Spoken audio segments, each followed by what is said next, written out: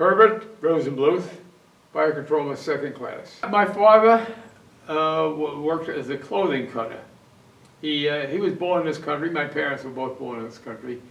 And he was a clothing cutter. And he happened to be very good at his trade, so he had a job pretty much through the Depression. There was a time when he lost it. And when things got really bad, he lost it for a while. And then he was able to get a position. He wasn't out too long. And he used to cut, when I say clothing cutter, he used to cut the made-to-order stuff, not, you know, it wasn't made, it wasn't ready-made, it was made-to-order. And he was very good at his trade. And so we didn't hurt too much. Like I say, rents were not too bad. It was just like, I say the family scraped by. They scraped by. Although we used to go down in the summertime, most of the years, we'd go down to Rockaway Beach for the summer.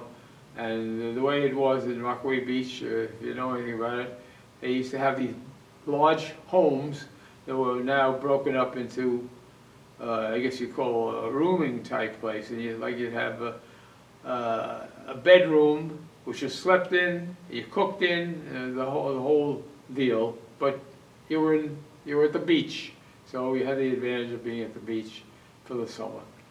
And it wasn't a luxury, but it was a change from being at home.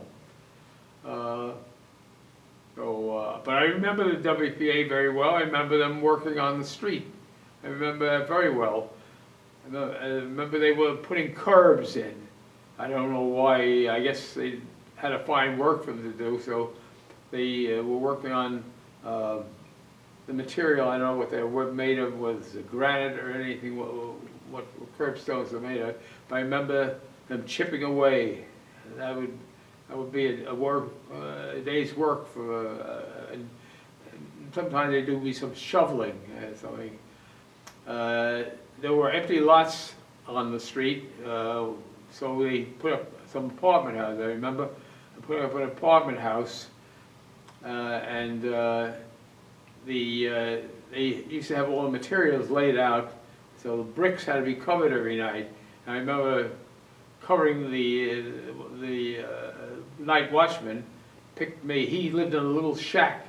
That was where he stayed at night, and he picked me to help him covering the bricks, because it was a big tarp, and I got a dime for that. And I thought that was a terrific job. Every night, as long as they were building, I got a dime.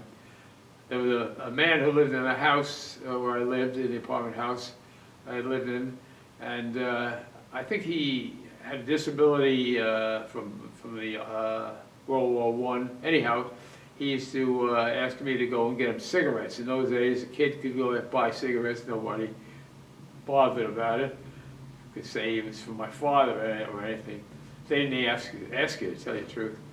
And he'd give me a quarter to buy cigarettes. Cigarettes were 15 cents, and the quarter and the dime was for me. So those were big things, because I meant get to see the movies. I don't think my parents ever gave me money for the movies, and I didn't feel any ill feeling toward them for that reason, because I knew things were tough. But we ate well, I'd say. We eat well.